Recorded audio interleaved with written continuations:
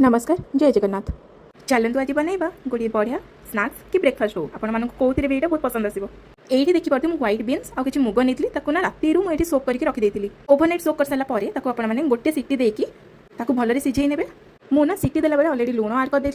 ये बढ़िया से बॉयल हो जाता मुझे ग्राइंडर जार आड कर नौची यार टे बढ़िया टेस्ट बढ़ाई आम ये रसुण किसी आड करवा जानीपते रसुण आसे मैंने फ्लेवर तो किसी चेंज ही हो सुखिला लंका मैंने आपको जी राग दरकार से हिसाब से आड करेंगे भल से ग्राइंड करने ये देखिए ग्राइंड हो सारापर मुझे पियाज काटिक रखी ये आड कर अलरेडी तो मुझे लुण आड करी अल्प टे लुण आड करके भेरसुंगा पत्र आउ कि राशि ये आड करी बढ़िया क्रंचीनेस आसो और खाया बहुत टेस्ट लगे या तो फ्लेवर बहुत बढ़िया लगे एपटे आम तावा को गरम करदे और किसी सोरिष तेल ये आड करदे सोरिष तेल बढ़िया से गरम होगला ना आम जो मिक्स करके रखी स्प्राउट्स गुड़ाक ताकू ये बरा साइज गोटे गोटे सेप देदेबा ठीक अच्छे। तो ये देखिए मुझे गोटे पर गोटे ये आड कर 3 ରୁ 4 मिनिट टी भल रेड होगला एपट सेपट करके लेउटे देवे और बढ़िया से क्रंची भाव में भाजपे माने एपट सेपट करके पचे पचे भाजपे बढ़िया लगे।